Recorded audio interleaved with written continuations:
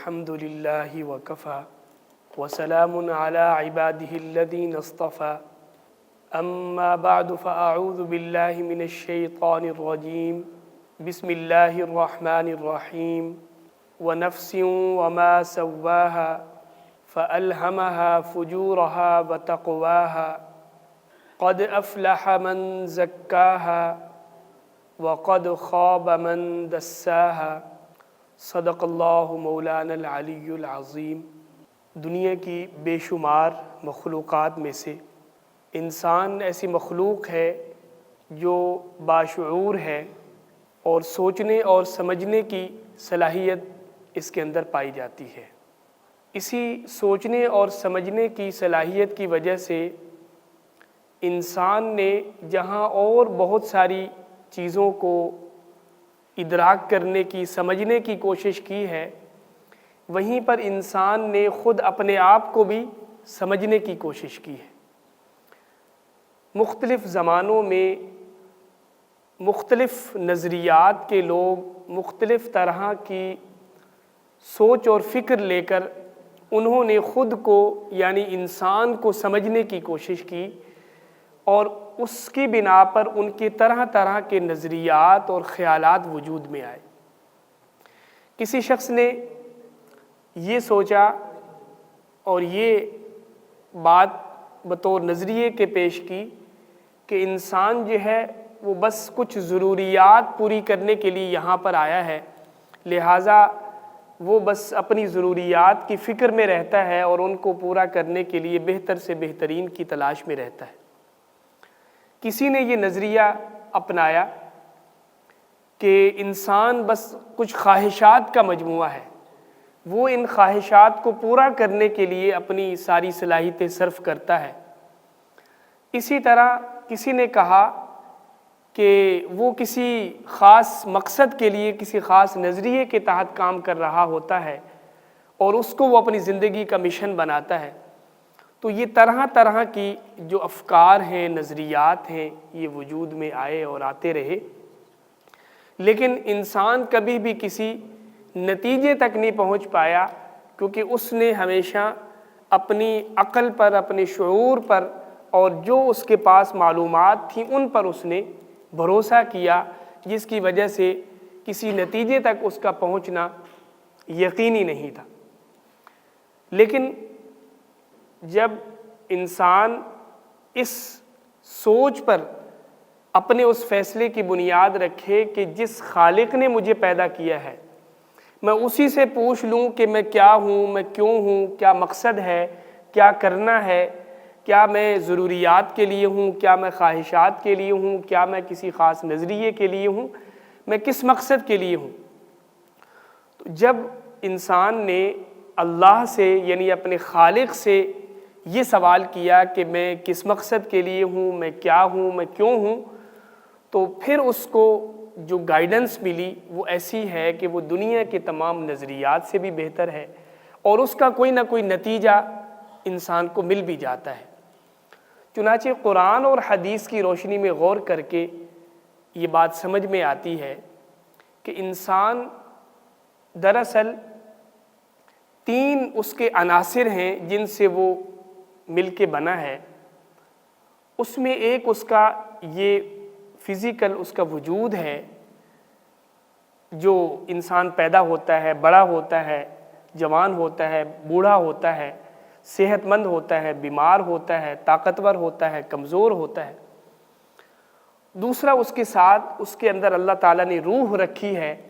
جس کے ساتھ اس کی ساری جو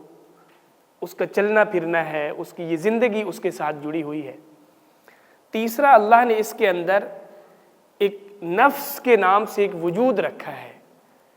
وہ نفس انسان کا خیر اور شر کا ایک مرکز بن کے رہ گیا ہے۔ اب اللہ سے ہم نے پوچھا کہ یہ ہمارے تین عناصر ہیں، یہ بات سمجھ آ گئی۔ اب ہم نے اپنی اس وجود کو کیسے لے کے چلنا ہے، ہم نے اپنے آپ کو کسی مقصد سے کیسے جوڑنا ہے، ہم نے خیر اور شر کے فیصلے کیسے کرنے ہیں، تو اللہ نے اس کے لیے جو اپنی وحی الہی ہے، جو ڈیوائن گائیڈنس ہے، وہ اللہ تعالیٰ نے ہمیں فراہم کر دی۔ اب اس کے ساتھ جوڑ کر انسان اب اپنی ساری زندگی کے معاملات کو ٹھیک کرتا جائے گا. اس نے اپنے اس وجود کو کیسے چلانا ہے, روح کو اس نے کیسے چلانا ہے, اور جو ان دونوں کے لیے ایک مرکزی چیز بنا ہوا ہے جس نے ان کو دونوں کو ریگولیٹ کرنا ہے یعنی نفس, اس کے ساتھ اس نے کیسے ڈیل کرنا ہے, اس کو کیسے سمجھنا ہے. تو اس لیے ہمیں یہ بات سمجھ آئی کہ ہمارے روح اور جسم کے ایک درمیانی جو مرکزی چیز ہے وہ ہمارا نفس. لہٰذا نفس کے ٹھیک ہونے کے ساتھ ہمارا ٹھیک ہونا ہے, نفس کے خراب ہونے کے ساتھ ہمارا خراب ہونا ہے. اب یہ نفس اس کو مختلف طریقے سے لوگوں نے سمجھنے اور سمجھانے کی کوشش کی ہے. کچھ نے کہا کہ یہ الگ سے جیسے انسان کے آرگنز ہوتے ہیں, اعضاء ہوتے ہیں, اجزاء ہوتے ہیں, ایسے ہی یہ بھی ایک جز ہے, وہ کہیں ہے, وہ موجود ہے. لیکن زیادہ تر جو انڈرسٹینڈنگ ہے وہ یہ ہے کہ یہ ایک خاص قسم کی صلاحیت کا نام ہے, ایک قوت ہے, ایک ملکہ ہے کہ جس کو ہم اس کو ٹرین کر سکتے ہیں یا اس کو ہم کھلا چھوڑ سکتے ہیں. تو ہم جس طرح بھی اس کو تعبیر کریں یا اس کو ہم سمجھنا چاہیں, لیکن بات جو قرآن و حدیث سے ہمیں سمجھ آتی ہے وہ یہ ہے کہ اللہ نے قسم کھا کے کہا ہے کہ قسم ہے اس نفس کی اور جس نے اس کو برابر کیا اس کی. اور پھر آگے فرمایا کہ ہم نے اس کے اندر نیکی کا الہام بھی کیا, ہم نے برائی کا الہام بھی کیا, دونوں چیزیں اس کے اندر جمع کی ہیں. اور پھر فرمایا کہ وہ شخص کامیاب ہوا جس نے اس کو ٹھیک کر لیا, اور وہ شخص ناکام ہو جائے گا جس نے اس کو تباہ کر دیا, اس کو خراب کر لیا. اب ہمارا جو زندگی کا مقصد رہ جاتا ہے یا ہماری سوچ اور فکر جہاں پہ مرکوز رہنی چاہیے, اور ساری ہماری جو ہماری سرگرمیاں ہیں وہ جس کے ساتھ جڑ کے رہنی چاہیے اللہ کے اس فرمان کے مطابق, وہ یہ ہے کہ ہم نے اپنے نفس کا تزکیہ کرنا ہے, اس کو صاف اور ستھرا بنانا ہے,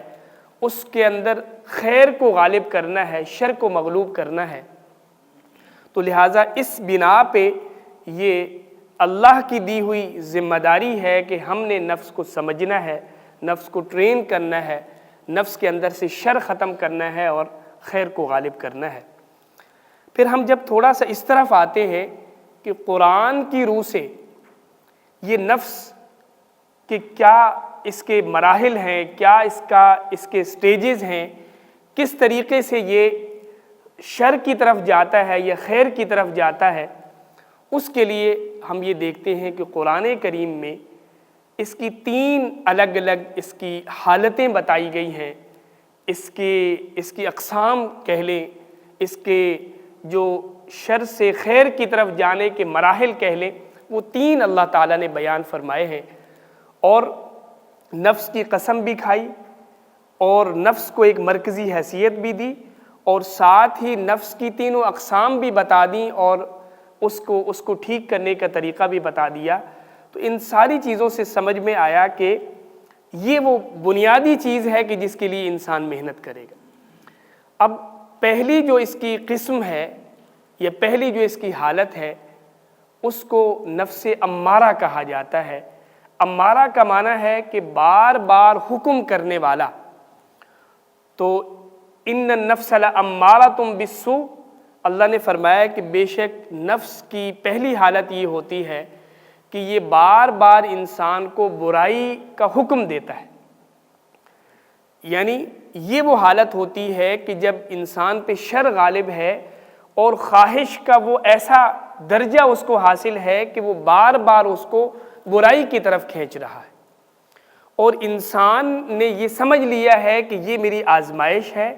اور مجھے اپنے آپ کو کھینچ تان کے خیر کی طرف لے جانا ہے. تو وہ پہلی حالت سے یوں دوسری حالت میں آتا ہے کہ وہ یہ طے کر لیتا ہے کہ یہ نفس ہے, بار بار جو مجھے برائی کی طرف دعوت دے رہا ہے, یہ نفس امارہ کی حالت ہے. اب میں نے اس کو بہتری کی طرف لے جانا ہے, تو اس کا جو ایک ہر سوچ کے تحت کہ مجھے خیر کی طرف جانا ہے, شر کی طرف جانا ہے, تھوڑا سا خیر کی طرف بڑھتا ہے, پھر اس کو نفس کھینچ لیتا ہے, پھر بڑھتا ہے. تو اب یہ جو کشمکش کا فیز آتا ہے, جاؤں یا نہ جاؤں, کروں یا نہ کروں, کبھی نیکی کا خیال غالب، کبھی شر کا خیال غالب، اب جو ہے وہ دوسرے فیز میں آ جاتا ہے جس کو نفس لوامہ کہا جاتا ہے، یعنی ملامت کرنے والا نفس۔ اب وہ اس کو برائی کی طرف کھینچا، چلا گیا، لیکن خیر کے خیال نے کہا کہ جناب آپ نے غلط کیا۔ تو یہ کشمکش کا فیز جو ہے وہ انسان کو یہ اس تک جب پہنچ جاتا ہے تو کم از کم وہ درمیان میں ہے، یا تو نفس امارہ اس کو کھینچ لے جائے گا اور وہ تباہی کی طرف چلا جائے گا، یا وہ اس کشمکش میں خیر اس کو بار بار ملامت کر کے اس کو بہتری کی طرف لے جائے گی، تو وہ اس سے آگے والے فیز میں چلا جائے گا۔ تو اس سے آگے جو اسٹیج ہے، جب انسان شر اس کا مغلوب ہو جاتا ہے، خیر غالب آ جاتی ہے، اور ایک لحاظ سے جو خیر والے خیالات تھے وہ جیت جاتے ہیں، تو پھر انسان کو تیسری اسٹیٹ حاصل ہوتی ہے، تیسرے فیز میں چلا جاتا ہے، اور اس کا نام ہے نفس مطمئنہ۔ اور یہی وہ جگہ ہے کہ جہاں پہنچ کر انسان نے آگے اللہ کی رضا اور جنت، جو اللہ کی رضا کا ایک نتیجہ ہے یا ایک اس کی علامت ہے، جنت میں انسان پہنچ جاتا ہے۔ تو لہٰذا اب ہر ایک کو یہ غور کرنا ہے کہ اگر اس کو یہ محسوس ہوتا ہے کہ نفس امارہ کی کیفیت میں ہے، تو یہ بڑی پریشانی والی بات ہے، کیونکہ ہم نے بہرحال مرنے سے پہلے نفس مطمئنہ تک پہنچنا ہے، اور مرنا کب ہے یہ کسی کو پتہ نہیں ہے۔ لہٰذا ایسا نہیں ہے کہ ہم 10 سال کے ہیں تو یہاں تک پہنچے ہیں، 20 سال کے ہیں یہاں تک پہنچے ہیں، 60 سال میں ہم نے، ایسا کچھ بھی نہیں ہے۔ یہ جتنی جلدی ہم اپنے آپ کو ٹرین کر لیں گے اور اس لوامہ سے مطمئنہ تک چلے جائیں گے تو یہ ہماری بہتری ہے۔ لہٰذا یہ ہماری زندگی کا روڈ میپ ہے، یہ اس کے سٹیجز ہے، اور زندگی ختم کب ہونی ہے اس کا کچھ اندازہ نہیں ہے۔ لہٰذا اس چیز کی ضرورت ہے کہ ہم اس بات کو سمجھیں اور اس کے لیے اپنے آپ کو تیار کریں۔ ہمارے اس ادارے میں جو کچھ بھی سرگرمیاں چل رہی ہیں وہ اسی مقصد کے ساتھ جڑی ہوئی ہیں کہ ہم جس کشمکش میں ہیں، سب سے پہلے تو اگر شر غالب ہے تو ہم خیر کی طرف آ جائیں، دنیا بھر کے نظریات کو چھوڑ کے اللہ کے نظریے پہ آ جائیں، اللہ کے دیے ہوئے نظام الہی پر آ جائیں، اور اس کے لیے ہم نے اپنے آپ کو اس حساب سے ٹرین کرنا ہے۔ ساری ہماری تعلیمی سرگرمیاں، تربیتی سرگرمیاں اسی مقصد سے جڑی ہوئی ہیں۔ اب رہ یہ گیا ہے کہ ہم بھی اپنے آپ کو اس کے ساتھ جوڑ لیں۔ یہ ہماری مدد و تعاون ہے کہ ہمیں جلد سے جلد امارہ سے نکال کے لوامہ اور لوامہ سے مطمئنہ تک ہمیں پہنچایا جائے۔ اس کے لیے انوائرمنٹ بھی ہے، اس کے لیے رول ریگولیشن بھی ہے، اس کے لیے نگرانی بھی ہے، اس کے لیے علم کے حوالے سے مدد بھی ہے۔ یہ سارا کچھ ہم اس کو دل سے قبول کریں تاکہ ہم اپنے مقصد سے جڑ سکیں۔ اور اگر ہم سمجھتے ہیں کہ یہ ساری چیزیں ہمارے گلے میں ڈال دی گئی ہیں، اس کا معنی یہ ہے کہ ہم پھر نفس امارہ کے فیز میں رہنا چاہتے ہیں اور ہم جو ہے خیر کی طرف آنے کا ارادہ ہی نہیں کیا۔ تو یہ ہم نے کوشش کرنی ہے، اور یہ مقصد زندگی بنانا ہے، اور یہ پورا جو نظام ہے اس کو اس لیے آپ قبول کریں کہ جو کام ہم نے خود کرنا تھا وہ ادارہ ہمارے لیے وہ سارا ماحول اور ساری چیزیں پرووائڈ کر رہا ہے۔ اس کی ہم کوشش کریں گے تو ہم ہر اگلے لمحے میں بہتری کی طرف چلے جائیں گے۔ ہمارا ہر لمحہ خیر کی طرف، تقوی کی طرف، کامیابی کی طرف اور دل کے اس اطمینان کی طرف ہوگا کہ ہم نے کوشش ضرور کی ہے۔ اب اللہ کے دربار میں جب بھی حاضری کا موقع ملے تو ہم اس کی رحمت سے امید رکھ سکتے ہیں۔ یہ ہمارا مقصد ہے، یہ کوشش ہے۔ امید ہے ہم سب اس کی کوشش کریں گے۔ اللہ تعالیٰ قبول فرمائے۔